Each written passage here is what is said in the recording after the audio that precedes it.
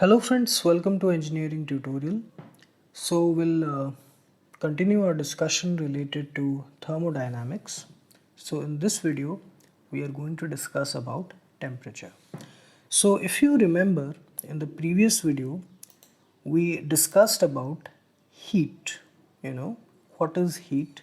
So we discussed that it is a form of energy. Basically it is internal energy. Okay, it is because of the internal energy of a body which produces in us, that is the human body or any other object, especially we can feel, humans and animals, that the sensation of hotness or coldness.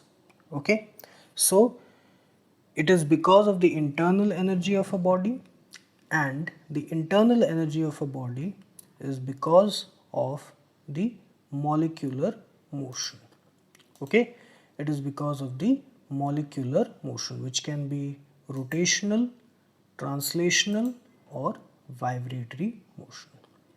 Okay, so internal energy, that leads to higher temperature, and temperature leads to flow of heat.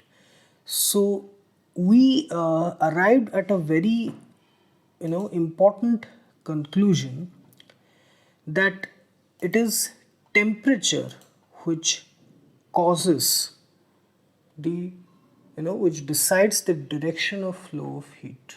Okay, the temperature. Okay, it is temperature which decides the direction of flow of heat from one point to another. Okay, temperature difference. So what is temperature? So temperature is the degree of hotness or coldness of a body. Please just focus on the definition. Heat is a form of energy, that is the internal energy which produces in us the sensation of hotness or coldness. But temperature, it is a measure or degree of hotness or coldness of a body. So we are basically measuring heat in terms of, we are measuring the capacity of a body to transfer heat in terms of its temperature. Okay, so temperature here, when we say temperature, we arrive at a numerical quantity. We cannot measure heat directly. We can measure it in terms of temperature. So how does temperature come into play? Temperature is because of the internal energy of the body. Internal energy of the body is because of the molecular kinetic energy, that is translational, rotational, and vibrational. Okay, so when two bodies are placed in contact, there can be physical contact. There are different methods of heat transfer: conduction, convection, radiation. So just we say that for now we keep this discussion simple, that we say two bodies are brought in physical contact with each other. So heat flows from the body which is at a higher temperature to a body which is at the lower temperature. Okay, so let me go back to the examples which we discussed in the previous thing. Here, when we stand near a fire, obviously the temperature of the fire will be higher than the temperature of the body. Very high, temperature of the fire will be much greater than the temperature of the body. So obviously internal energy of fire, that will be much greater than the internal energy of body. So heat will flow from the fire towards the body, human body, hand, whatever. In this case, temperature of ice and temperature of hand. Here, temperature of the hand is greater than temperature of ice. Maybe not by the same margin, but still it is greater. And as a result, the internal energy, which is because of temperature, which is because of the molecular motion, kinetic energy, which contributes to the rise in temperature, the internal energy of hand is greater than the internal energy of ice. So obviously heat will flow from high temperature hand to low temperature ice. This is the direction of heat flow. So the heat flow happens as long as both the bodies they are in thermal equilibrium. If we allow some time to pass, both bodies will arrive at the same temperature, but that is a different thing. Now let us not go to that side. We'll discuss it in separate videos, what is thermal equilibrium and all that. But for now, you just understand that heat flows from a body at a higher temperature to a body at lower temperature. So let us try to understand this. Let us say we have two bodies, okay? This is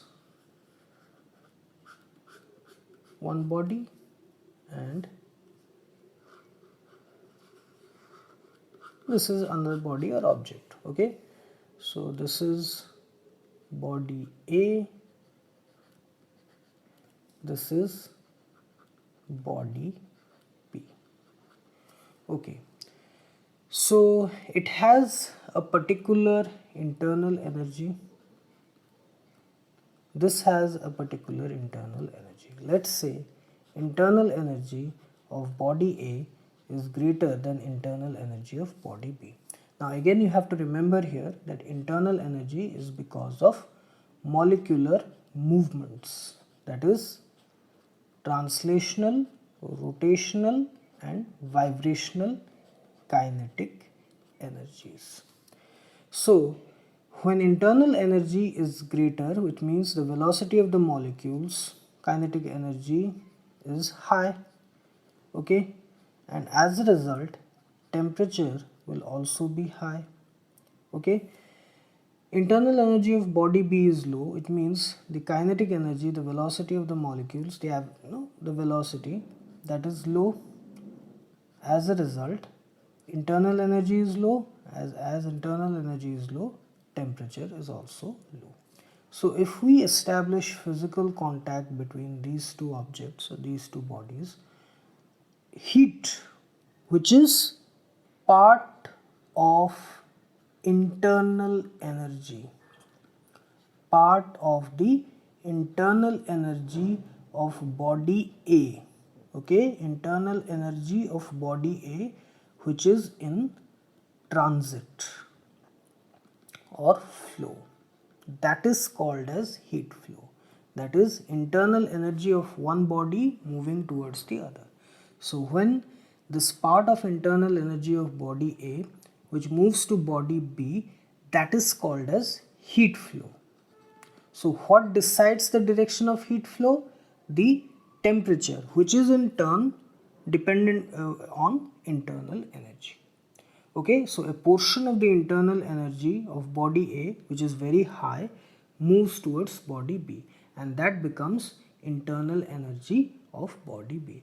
So when this total heat transfer it happens, the internal energy of body A decreases a bit and the internal energy of body B it rises a bit. As a result, the temperature of body A it decreases a bit and the temperature of body B it rises a bit. And here we are not discussing it in detail, just I am giving you some idea that thermal equilibrium happens when both the bodies they arrive at the same temperature. That is, the temperature of body A drops and the temperature of body B increases until they reach the same level. And when they reach the same temperature level, there is no more heat flow or no more internal energy in transit. Okay, that is called as thermal equilibrium. We'll discuss that in detail. For now, here I'm just giving you some idea so that you can understand. So let us try to understand this through a different example. Let us say this is uh, uh, we have, let's say, a hill or something like that. We have water at a higher level and there is a slope. So obviously the water, it will flow from this higher level to lower level. It can never go from lower to higher. No, it can only flow from high to low level. So we can say that here, if we try to compare this with temperature, heat and all that, the level or height that is similar to the temperature. This is higher level, this is higher temperature. This is lower level, this is lower temperature. And this water flow is similar to heat flow. So here, if we take this water flow example, the height or level, it decides the direction of water flow, higher level to lower level. Similarly, temperature decides the direction of heat flow, high temperature to low temperature. Okay. Then another example, I think you know this much, that electric current always flows from a higher electric potential to lower electric potential. Electric current in amperes, it flows from a higher potential, high volt to low volt. So when, let's say, we have this, let's say this is at 6 volt and this is at 2 volt. So obviously electric current will flow from this side to this side. It can never flow from this side to this side. Okay. And let's say this is 8 volt, this is 5 volt. Still electric current will flow from this side to this side. But if this is 2 volt and this is 5 volt, the direction of electric current will reverse. Now it will flow from this side to this side, because this side is at a higher potential, this side is at a lower potential. This is the basic thing. So here potential is similar to temperature. High temperature, low temperature. Potential is similar to temperature, and current flow is similar to heat flow. That's why there is also a concept of heat current. We'll discuss that, okay? The flow of heat is also called as heat current, and there is also thermal resistance, all that, all those concepts they are there, which kind of a comparison between, thermodynamics and electricity and magnetism, that those two fields. But we'll go to that. For now you understand through this example that here potential determines the direction of heat flow, potential difference. Similarly, temperature difference, it determines the direction of heat flow. Okay, that. And always remember this point, that heat is always energy in transit, or specifically internal energy in transit. So the energy of the body, which is at a higher internal energy level because of its molecular motion, is transferred to a body which is at a lower energy level. Okay, so that internal energy transfer is called as heat. The transfer of internal energy from one body to another, that is called as heat. So how we can measure the internal energy? Through temperature, because internal energy is because of the molecular motion. When the molecular motion increases, their kinetic energy increases. When the kinetic energy increases, their temperature increases, and that gives us a direct relationship between temperature and internal energy. Okay, so this is the whole thing. The temperature of the body is a measure of the average kinetic energy of its molecules. So when a body is heated, its molecules move faster and the kinetic energy increases, and that increases the temperature of the body. Okay, we have discussed about these translatory, rotatory and vibratory motion. Okay, So here let us discuss a comparison between heat and temperature. So first the basic definition. Heat is portion of internal energy. So it is a form of energy which produces in us the sensation of hotness or coldness. So it is portion of internal energy. Temperature is a measure of the internal energy. Okay, it is the degree or measure of hotness or coldness of a body. Here we are quantifying it, we are giving it some numerical value. Okay, that. Heat, it is a cause because internal energy is the cause. I said portion of internal energy which flows from one body to another, that is called as heat. So here heat, which is a portion of internal energy, that is the cause. And because of internal energy there is temperature because of molecular motion and all that. So temperature is an effect. Heat gives us the total kinetic energy of the system, that is rotational, translational and vibrational. This gives us the average kinetic energy of the system. It is a measure of the average kinetic energy of the system. So the important thing to remember here is this thing. This is the very basic but very important thing to understand the subtle difference between heat and temperature. As heat is a portion of the internal energy and internal energy is responsible for temperature, so heat is the cause and temperature is the effect. So with respect to an object, heat, which is because of the internal energy, that is the main cause, and the rise in temperature, which is the numerical measurement parameter, that gives us information that the internal energy of the body is either high or low, which is indicated by the temperature. High temperature, high internal energy; low temperature, low internal energy. So this is the subtle difference between heat and temperature.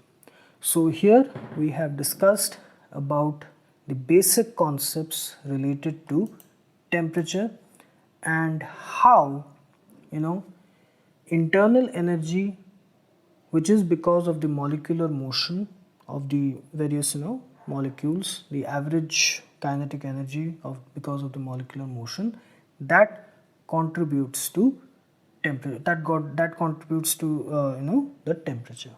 Okay, and temperature is an indicator of the internal energy of the body, and because of the internal energy excessive or deficit, that determines in which direction heat will flow. Okay, high internal energy to low internal energy or high temperature to low temperature, because internal energy is directly dependent, that is it's directly related to temperature. And heat flow is nothing but internal energy in motion, internal energy transfer. A portion of internal energy is transferred from one body to another, high internal energy body to low internal energy body. So always remember, heat is internal energy in transit. Okay, so here we have discussed all that. So I hope you like this video, and please subscribe my channel Engineering Tutorial for more such videos related to engineering, science and technology. Have a great day. Thank you very much.